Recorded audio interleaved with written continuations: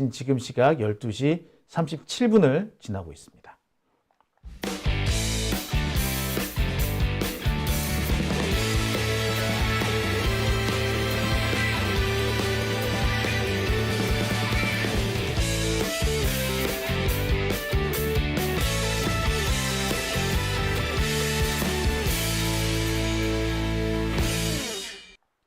네, 오밤중의 뉴스 함께하고 계신 지금 시각이 12시 37분 지나고 있습니다.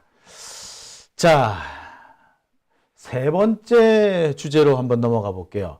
제가 준비한 세 번째 주제는요, 설날 연휴 뒤에 어떤 일이 일어날 것인가 하는 부분입니다. 이제 오늘로써 이제 12시가 지났으니까 이제 설날 연휴 마지막 날이죠.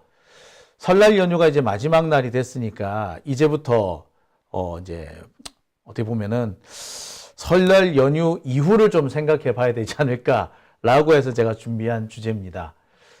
설날 연휴 뒤에 윤석열을 덮칠 악재들에 대해서 제가 세 번째로 좀 다뤄볼까 합니다. 자,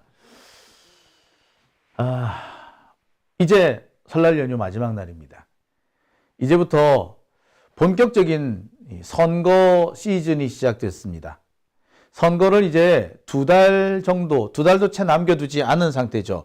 지금 12시가 지났으니까 이제 어떻게 보면 58일 정도가 남은 것 같아요. 58일 정도 남은 선거. 이제부터는 본격적인 선거 시즌이라고 해도 과언 아닐 겁니다. 자, 그렇게 되면은 이 선거라는 게 그래요. 특히 총선이라는 게 그렇습니다. 그 정권에 대한 중간 심판과 같은 그런 역할을 한다. 중간 평가와 같은 역할을 한다라고 해도 과언 아닙니다. 윤석열 정권이 출범한 지 이제 2년이 조금 안 됐어요. 아직. 하지만 그 2년 안 되는 동안 참 많은 일들이 벌어졌었습니다. 기가 막힌 일들 많았죠. 어처구니가 없는 일들 많았습니다. 안보를 그렇게 중요시한다는 윤석열이 서울 시내에 북한 무인기가 휘젓고 다녔는데 7시간씩 휘젓고 다니는데 뻔히 쳐다보고만 있었다는 거, 그것부터가 어처구니가 없죠. 미사일을 발사했는데 되돌아오질 않나. 자, 미국 하원 의장 펠로시 의장이 대만을 방문했다가 우리나라로 서울을 그 다음 방문지로 했습니다. 펠로시 의장의 대만 방문 당시에 대만하고 중국하고 미국 사이에 긴장이 엄청 고조가 됐습니다. 대만 해협 부근에 항공모함 2척, 그 다음에 항공모함에 준하는 강습 상륙함 3척, 이렇게 총 항공모함급, 항모급 함정이 무려 5척이 집결하는 어마어마한 때였습니다. 펠로시 의장이 대만 방문할 때 전투기가 호위라는 그런 일까지 막 있었거든요. 그러고 서울을 왔어요. 얼마나 중요한 방문이었겠습니까? 근데 그때 윤석열 어떻게 했어요? 펠로시 만나러 안 갔어. 아무도 안 갔어. 총리도 안 가고 국방부 장관도 안 가고 외교부 장관도 안 갔어. 펠로시 패싱이라는 얘기가 나왔었죠. 안보를 그렇게 중요시한다며. 근데 펠로시가 놀러 온 것도 아니고 그렇게 중요한 일을 하고 왔는데 패싱했다고? 황당한 사람이잖아요. 우크라이나를 갑자기 뜬금없이 갔다 왔어요. 그 덕분에 러시아가 북한에 각종 무기와 무기 관련 기술을 제공했지 않습니까? 안보를 가장 중요시한다면서 안보에 빵꾸를 내는데 앞장서는 게 윤석열이에요. 이쯤 되면은 바보라고 하는 게 맞겠죠. 지가 무슨 짓을 하는지 몰라. 지금도 여전히 전 세계가 이른바 냉전 상태에 있기 때문에 미국하고만 친하면 우리나라의 안보가 보장된다. 이딴 생각을 하고 있는 것 같아. 또라이죠, 이쯤 되면. 글쎄, 1960년대, 70년대에 여전히 살고 있는 그런 사람이라고 봐야 되나? 자, 근데 알고 봤더니 그 이유가 천공 때문이었더라고요. 참네. 자, 여하튼 설날 연휴가 끝나고 나면은 지금까지 있었던 윤석열 정권의 실정에 대해서 본격적인 거론이 되기 시작할 겁니다. 자, 그 중에서 가장 핵심적인 것이 바로 저는 이 세 가지라고 봐요. 검찰 특활비 의혹, 고발사주 개입 의혹, 그리고 천공. 검찰 특활비 의혹은요, 지금 다시 불길이 일어오르기 시작합니다. 특히 윤석열이 검찰총장을 하던 시절에 60억 가까운 돈이 현금으로 조성이 돼가지고 이른바 현금 저수지 역할을 했다라는 의혹이 지금 확인이 되고 있습니다. 그 검찰 특활비와 관련된 자료를 쭉 정리하다 보니까 몇 가지가 비는 부분이 나오는데, 아무런 자료 없이 그냥 A4 용지 한 장도 없이 덜렁 돈만 지출된 경우가 있더라는 거죠. 이걸 전부 다 현금 저수지로 보고 있는데 그 액수가 17개월 동안 60억에 이른다라는 그런 결과가 나왔어요. 이제 이 얘기가 본격적으로 거론될 겁니다. 윤석열과 한동훈이 법카 이러고 있는데, 법카 얘기를 하면 할수록 특활비 얘기를 할 수밖에 없는 상황이 될 거예요. 고발사주 의혹도 마찬가지죠. 손준성이 유죄 판결을 받으면서 이제부터 고발사주 의혹은 본격적으로 거론될 겁니다. 그리고 어제 공개된 이 천공 관련된 의혹까지. 자, 기다리고 있는 거 맞네. 윤석열 좋겠어. 기다리고 있는 게 많아가지고. 그죠? 자, 이런 세 가지 사안들이 앞으로 설 연휴가 뒤에 거론될 걸로 보입니다. 자, 하나하나 짚어볼게요. 제일 먼저 제가 생각하고 있는 것은 바로 이 특활비 의혹입니다. 검찰총장은요, 한 해 80억 정도의 특활비를 만지작거립니다. 이 중에 일부는 각 지방검찰청으로 내려가기도 하고, 또 대검의 여러 간부들, 대검의 그 검사장급 그 부장 검사들한테 배분되기도 합니다. 하지만 상당액은 검찰총장이 그대로 가지고 있는데, 이 중 상당한 액수가 사용이 된 게 아니라 현금으로 인출된, 그래서 어딘가에 가득 쌓여 있을 거라는, 현금의 저수지가 되어 있을 거라는 그런 의혹이 제기되고 있죠. 실제로 보면 검찰총장 방에 들어가면 금고가 있고, 그 금고 열면은 돈 봉투가 수북히 쌓여 있다. 뭐 그런 얘기도 좀 많이 들으셨을 거예요. 저도 숱하게 들었어요. 검찰 특활비를 이용해 가지고 뭐 기자들 술 산다, 밥 산다, 자기들끼리 뭐 회식한다, 뭐 너무나도 많고, 검찰총장이 직접 이렇게 돈 봉투를 주는 경우도 많은데, 이 돈 봉투가 어디서 나오냐? 다 특활비대로 나온다는 거예요. 여러분 옛날에 김준규 검찰총장 기억하십니까? 이 김준규 검찰총장은요, 기자들하고 술 마시면서 기자들한테 돈 봉투 50만 원씩을 돌려요. 뭐 게임을 해가지고 게임에 당첨되는 사람한테 그렇게 50만 원씩 줬다고 하죠. 예. 그 돈 어디서 나왔겠어요? 제가 알기로는 그 당시에 꽤 큰 액수가, 제가 알기로는 1,000만 원 정도가 지급이 된 걸로 알고 있습니다. 그랬는데 그 돈은 어디서 나왔겠어요? 여기서 나온 거지. 현금화되어 있는. 오래전부터 다 알고 있지만 쉬쉬하던 내용이었는데, 이 쉬쉬하던 내용이 이제 공개가 되기 시작하는 겁니다. 그리고 문제는 윤석열도 그렇게 돈을 썼고 17개월 동안 약 60억 정도의 돈이 현금화되어 있더라. 보통 특수활동비 자료를 보면은 정말 현금 단위로 1억씩 몇천만 원씩 뭉텅뭉텅 쓰는데, 그 중에 일부는 뭐 집행 내용서도 없는 것들이 있더라. A4 용지 한 장짜리 돈 받았음이라고 하는 그런 것도 없이 그냥 돈이 훅 사라진 그런 경우도 있더라. 그 액수를 합쳐봤더니 17개월 동안 60억 정도가 되더라는 겁니다. 자, 이거 정말 중요한 문제 아닌가요? 바로 이 점 때문에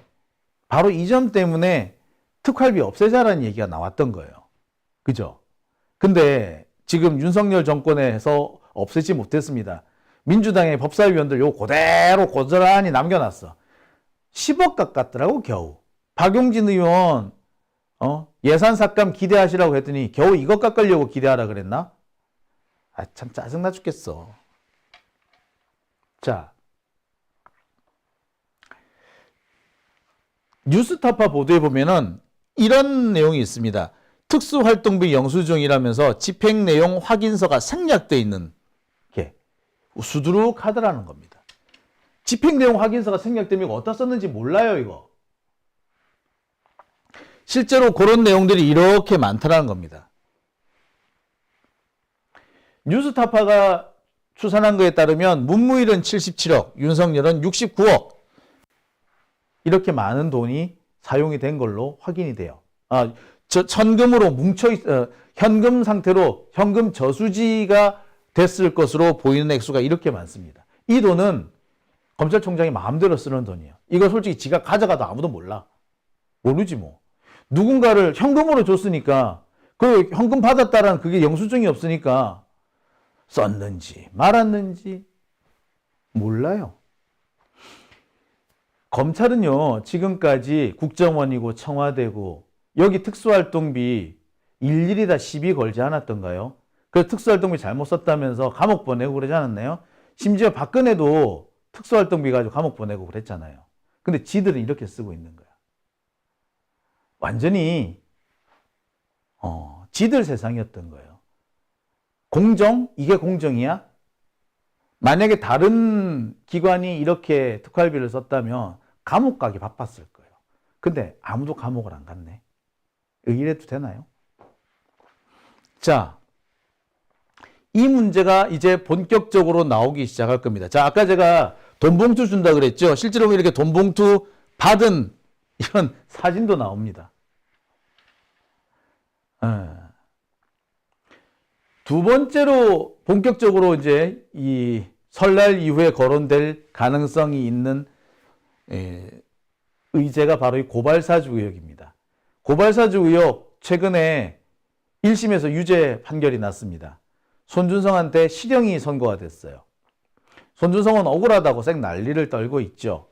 자, 당시 법원 판결 내용을 좀 살펴보겠습니다.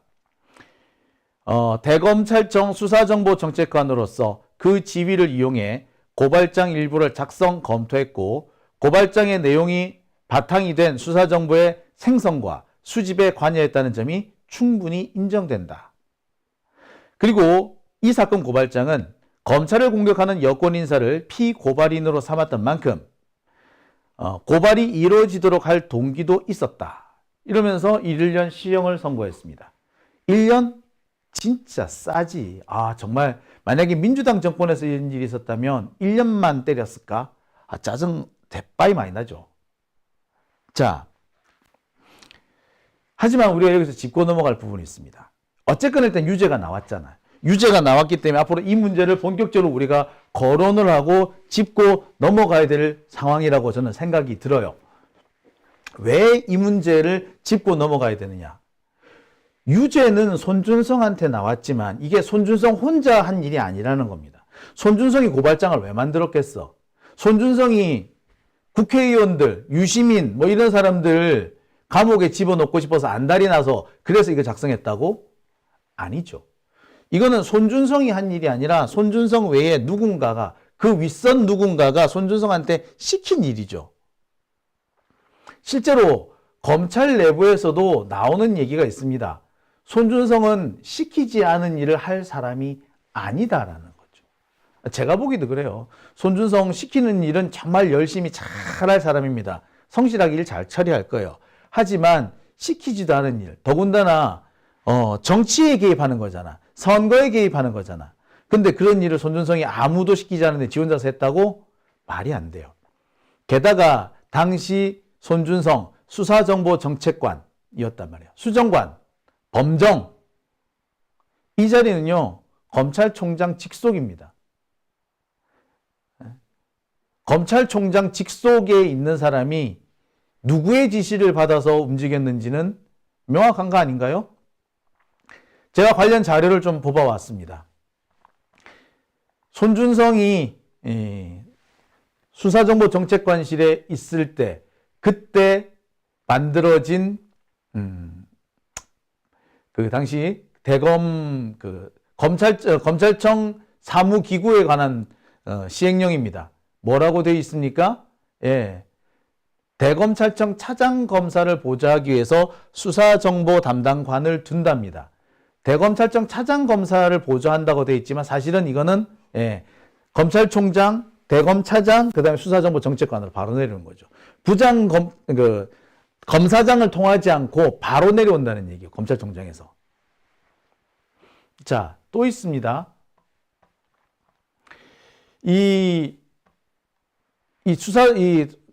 손준성이 이 고발장을 만들기 직전에, 그러니까 고발장이 손준성 보냄이라는 고발장이 만들어져 가지고 김웅 의원 거쳐 가지고 조성원 씨한테 건너간 이 과정이 일어나기 며칠 전에, 그 직전이죠. 그 직전에 윤석열하고 손준성하고 식사 같이 했다라는 그런 정황도 나오지 않습니까? 자, 어떤 면을 보든 간에 이 윤석열의 개입이 없었다고 보기가 어려워요. 자, 뿐만 아닙니다. 손준성에 대한 영장 청구서 내용을 한번 볼게요. 손준성이 구속은 안 됐지만 공수처가 손준성에 대해서 2차례에 걸쳐서 구속영장 청구를 했어요. 그 당시 내용을 좀 볼게요. 자, 한동훈, 손준성의 통신 내역 등을 종합해 보면 범죄를 저질렀다고 의심할 만한 상당한 이유가 있다. 지난해 3월 검언유착 보도 이후 사흘 동안 손준성, 한동훈 1대1 대화방과 손준성, 한동훈, 권순정이 참여한 3인 대화방에서 약 300여 건의 메시지가 오갔다. 이 대화방들은 2020년 4월 3일, 그러니까 이 의혹이 터진, 고발사주 의혹이 터진 직후 폐쇄됩니다. 방이 폭파되죠. 자, 이걸 보면은 이 자리에 한동훈도 끼어 있다라는 그게 나오네요. 자, 제가 그런 얘기를 드린 적이 있을 거예요. 솔직히 윤석열은 일을 잘 못한다. 그리고 구체적으로 일을 어떻게 배분해야 할지, 누구한테 이 일을 시키면 되는지, 일 시킬 때 어떤 지시를 해야 되는지 이렇게 디테일하는 걸 잘 못해요. 야, 네가 해봐. 이거 네가 잘할 수 있지? 한번 해봐봐. 요렇게 떠맡기는 건 가능한데 요걸 요렇게 만들고 요건 요렇게 하고 이렇게 지침을 디테일하게 내리는 요런 스타일은 또 아니에요. 그렇게 할 줄도 모르는 것 같아. 항상 그래서 윤석열 같은 사람한테는 한동훈 같은 사람이 서포트를 해줘야 되는 거지. 자, 이렇게 보면 뭔가 잡히는 부분이 있습니다. 즉, 손준성은 윤석열 혹은 한동훈으로부터 고발사주 관련된 지시를 받았다고 의심을 할 수밖에 없는 대목이 있죠. 그죠? 지금까지 이 부분에 대해서 숱하게 많이 거론이 됐지만 다시 한번 이제 거론될 때가 온 겁니다. 왜? 손준성이 유죄 판결을 받았기 때문에. 손준성은 절대 혼자 지가 그걸 나서서 할 사람이 아닌 거란 말이야. 시키지 않은 일을 할 애가 아니라고, 손준성은. 그런데 시키지 않은 일을 했다면 시키지 않은 게 아니라 누군가가 시켰다는 얘기잖아요. 그죠? 자, 그와 관련해서 제가 또 보여드릴 자료가 하나 있습니다. 제가 작년에 이 자료를 만들었던데 이 자료를 다시 한번 제가 보여드릴게요. 자, 이 화면 잘 한번 봐주세요. 고발사주에 관련된 사람들의 목록입니다. 쭉 보세요. 윤석열, 한동훈, 김건희, 그 다음에 임모검사, 손준성, 성모검사, 권순정, 이런 사람들이 쭉 연루가 돼 있다고 제가 말씀을 쭉 드렸죠. 이런 사람들이 연루가 돼 있어요. 자, 어떻게 연루가 돼 있느냐? 일단 윤석열하고 한동훈하고는 당시에도 수시로 연락을 했다라고 이렇게 전해지고 있죠. 자, 이렇게 한 묶음이 엮여요. 당시 기록에 보면은 하루 10차례, 심할 경우 17차례 통화를 했다라는 그런 기록이 나옵니다. 2020년 3월 30일부터 4월 3일까지 이른바 고발사주 의혹이 터지기 직전에 이런 일들이 있었다라는 거예요. 이렇게 통화를 많이 해요. 하루 10차례씩이나 통화를 한다고? 이거는 그러면 거의 잠자는 시간을 빼고 나면 거의 한 시간에 한 번씩 통화를 했다라는 얘기죠. 자, 또 있습니다. 한동훈하고 김건희도 통화를 한 내용이 있죠. 여러 차례 통화를 했고 문자 메시지도 상당히 많이 오간 걸로 되어 있습니다. 그리고 한동훈, 손준성, 권순정 요 세 사람이 묶여가지고 3인 단톡방이 있는 걸로 나오죠. 한동훈, 손준성 단톡방도 또 있죠. 그래서 몇 차례? 예, 수백여 차례 예, 카톡이 왔다 갔다 한 거야. 하루 카톡 40여 차례, 총 300여 차례. 자, 그리고 이 당시 아마 고발장을 만들었을 걸로 추정되는 사람이 임모 검사죠. 그리고 이 성모 검사, 뭐 성주모인가 뭐 그래도 돼. 자, 이런 사람들. 자, 이 임모 검사는요, 부산지검 소속인데 대검에 파견을 나와 있는 검사고요. 이 성모 검사 같은 경우에는 자, 그리고 이 임모 검사는 한동훈하고 같이 근무도 했다 그러죠. 자, 이 임모 검사가 누군지 여러분 잘 아시죠? 예, 그 임모예요. 자, 이렇게 얽히고 설켜 있는 관계들입니다. 자, 여기에 손준성 하나만 지금 유죄가 됐어. 나머지는 왜? 유죄 안 되나? 제가 보니까 손준성, 성모, 임모 이 세 사람 같은 경우는 서로 항상 같은 사무실에 있었으니까 계속 이렇게 주고받고 이렇게 대화가 되는 거예요. 자, 그리고 무엇보다도 황당한 거는 압수수색을 앞두고 이들이 이 관련 자료를 폐기하는 그런 그런 정황까지도 드러나지 않습니까? 자, 네, 임모가 바로 그 그자예요. 예. 자, 어떻습니까? 이 상황, 여기에 손준성 하나만 달랑 이번에 유죄 판결을 받았어요. 제가 볼 때는 이 세트가 다 유죄 판결을 받아야 되고 이들이 다 고발사주 사건에 연루된 사람들이라고 보여집니다.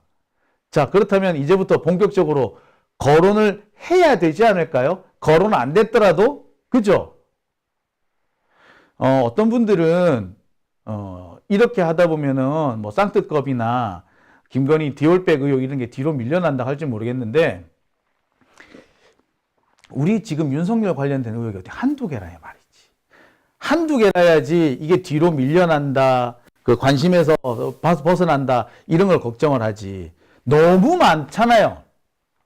그러면 하나를 거론하면은 하나는 잊혀질 수밖에, 좀 뒤로 밀려날 수밖에 없어요. 하지만 이게 다 나중에는 한꺼번에 다 터지기 마련인 겁니다. 지금 상황은 이런 상황이에요.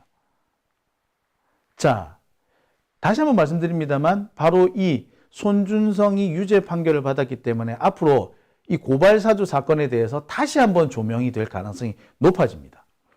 그리고 가장 중요한 게 하나 있죠. 아마 설 연휴가 끝나면 정말 본격적으로 거론될 의혹 중에 하나가 저는 바로 이 사람이라고 생각합니다. 예, 바로 천공이죠. 제가 볼 때는 이 천공 관련 의혹들이 이제부터 본격적으로 정말 새로운 의혹으로 다뤄지지 않을까라고 생각이 들어요. 지금까지 공개된 자료를 보면 천공은 말 그대로 정말 말 그대로 국정농단이더라고요. 지가 국정을 좌우하고 있대. 거의. 통일도 2025년에 하겠다고 선포해놨대. 윤석열 보고 그냥 그 자리 버티고 있어라. 아무 일도 하지 마라 라고 했다 그러죠. 영국 가서 조문하지 마라. 할 필요 없다. 가서 다른 나라 대통령이고 수상이고 그런 사람 만나고 오면 되는 거지. 뭐 조문 같은 거 할 필요 있노. 그런 자리 만들어준 여왕한테 고마워해주기만 하면 된다. 이런 얘기까지 했더라고요. 글쎄, 일부는 이미 일어난 일들에 대해서 사후에 떠든 얘기니까 어떻게 보면 끼워 맞춘 거라고 볼 수도 있고 자기 과시가 심했다라고 볼 수도 있습니다. 하지만 일부 내용은 그 당시에 이게 천공 관련된 이 화면이 확보된 게 2022년 12월, 2023년 초 이 무렵이던데 그 무렵 이후에 생긴 일까지 비교해 보면은 국정농단을 의심 안 할 수가 없습니다. 사실상 윤석열을 이 천공이 좌우하고 있지 않는가라고 볼 만한 그런 대목이 많이 등장하죠. 설날 연휴가 끝나면 이 천공 관련된 의혹 본격적으로 거론될 가능성이 큽니다. 아니, 거론이 돼야겠죠. 사실 이쯤 되면은 지금 뒤집어져도 할 말 없어요. 비교를 해보니까 차라리 최순실은 양반이더만, 박근혜는 선녀더만, 이쯤 되면. 아무 일 하지 말고 가만히 버티고 있으라고? 참. 지가 다 설계해놨으니까 다 된대. 참 어처구니가 없지 않습니까? 이런 상황이 계속된다면 참 어처구니가 없네요. 자, 어떻습니까? 저는 설날 이후에 거론될 주된 이슈로서 검찰 특활비 의혹, 고발사주 개입 의혹, 그 다음에 천공 이 세 가지를 꼽고 있습니다. 물론 쌍특검 문제 이제 본격적으로 거론이 될 거예요. 이제 아무래도 재의결을 해야 되니까 재의결을 하려면 아무래도 논의가 될 수밖에 없겠죠. 그 다음에 이태원 특별법도 나올 겁니다. 선거를 앞두고 그동안 묵혀뒀던 의혹이 본격적으로 여기저기서 분출이 되는 거죠. 자, 이제 우리한테 남은 일은 이런 것들로 밭갈이를 하는 겁니다. 소재가 많네요. 우리 열심히 한번 밭갈이 해 봅시다.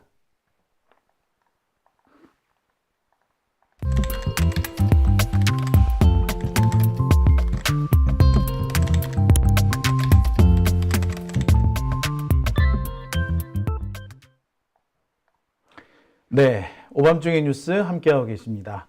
댓글 한번 볼게요. CL님께서는 한두 가지냐고 기자들이 보도를 안 하니? 라고 하셨어요.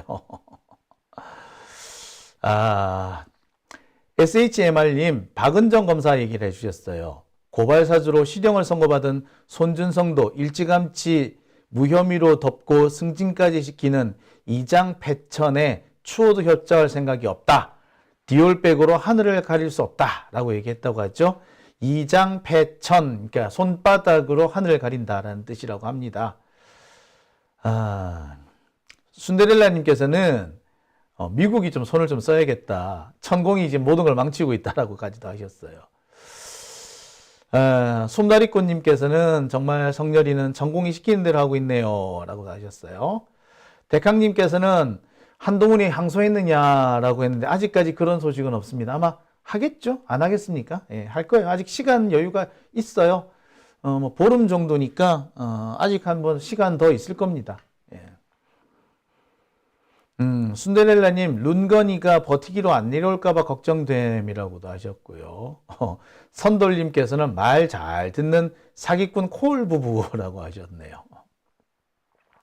김승훈님께서는 지가 뭔데 수렴청정이냐고 하셨어요. 근데 좀 도대체 이 사람 도대체 저는 천공이라는 사람 말을 듣고 이렇게 좌우되는 거를 그걸 제가 이해를 못 하겠어요. 천공 얘기는 조금만 신경 써서 들어봐도 택도 안 되는 헛소리인데 이 택도 안 되는 헛소리를 듣고 따라간다는 게 좀 이해가 안 가요. 정말 이해가 안 가요. 아니, 최소한의 기본은 해야 되는 거 아닙니까? 근데 한글도 잘 모른다는 사람을 참 부끄럽네요, 진짜. 예. 나라 망신이 이런 망신이 없습니다. 자, ACDC님 이몽석 검사라고 이름을 딱 박아주셨어요. 예. 엄희준, 예, 이몽석, 엄희준, 예. 예, 뭐 많이 나오십니다. 예. 박일봉님께서는 정치검사, 비리검사, 사법판사 개혁을 해야 합니다. 정치검사, 비리검사, 비리판사, 사법개혁을 해야 합니다. 라고 하셨어요. 예, 그렇습니다. SHMR님께서는 OECD는 윤석열 당선 시점인 2021년 12월, 그러니까 그쵸, 윤석열이 당선되기 전까지만 해도요, 2023년 우리나라 경제 성장률을 2.7%라고 했어요. 근데 그게 점점 내려오더니 1.4%까지 내려왔어요. 최종적으로 1.36%가 됐나요? 진짜 반토막이네, 2.7%에서. 근데 이게 내년도 올해도 마찬가지일 거랍니다. 그러니까 지금 뭐 2.4%라고 얘기하지만 자꾸 내려와가지고 나중에는 역시 이번에도 1.78% 성장도 어려울 거라는 얘기가 더 많아요. 사실 저도 상당히 걱정이에요. 예. 자, 청렴한 이재명님께서는 윤석열 한 끼 식사비가 수백만 원이라고 하셨고요. 우금치님께서는 조폭으로 치면 똥훈이는 행동대장이라고 하셨네요. 네, 그렇습니다. 자, 뭐, 이렇게 참 갑갑한 세상 보면서 우리는 이걸 뭐, 사실 옛날 같으면 우리 혁명을 일으키자 뭐 이렇게 하고 싶은데 뭐, 그럴 수는 없으니 우리 선거혁명 한번 일으켜 봅시다. 이거 이대로 가다간 나라가 진짜 거덜날 거라는 생각밖에 안 들어요. 참 한심하게 그지없고요. 정말 자랑스럽던 대한민국이 이렇게 부끄럽게 바뀌는데 정말 얼마 걸리지 않았던 것 같습니다. 어떻게 천공 같은 사람이 나라를 좌우한단 말입니까? 참, 어처구니가 없네요. 자, 오밤중의 뉴스 함께하고 계십니다. 자, 오늘 제가 준비한 얘기는 여기까지고요. 저는 내일 이 시간에 또 여러분을 찾아뵙겠습니다. 후원해주신 분들 소개해드리겠습니다. 박동식님, 허미애님, 고경아님, 김정진님, 그 다음에 화이팅이라고 해주신 분 계셨습니다. 후원해주신 분들께 다시 한번 감사드립니다. 그리고요, 슈퍼챗 보내주신 분들도 계시죠? 예, 이병진님 오셨고요. 오영님, 예, 그 다음에 장스나이퍼님, 예, 신규 회원에 가입해 주셨네요. 자, 그 다음에 소정님께서는 예, 마이크 울린다고 예, 마이크 좀 봐달라고 하십니다. 이렇게 제가 혹시 마이크가 중간에 꺼질까봐 다른 마이크를 하나 유선 마이크를 하나 준비해 놓고 있었거든요. 거기에서 아마 울리는 것 같아요. 예. 지금은 마이크를 껐으니까 이제 괜찮을 겁니다. 그리고요, 베리님께서도 후원해 주셨고요. 이쁜 눈사람님께서는 신규 회원에 가입해 주셨습니다. 자, 오밤중의 뉴스 오늘은 제가 여기서 인사드리겠습니다. 저는 내일 저녁 때 또 여러분들을 찾아뵙겠습니다. 여러분 벌써 1시가 넘었네요. 내일 마지막 연휴입니다. 연휴 잘 보내시고요. 내일 저녁 때 뵙겠습니다. 여러분 편안한 밤 보내십시오.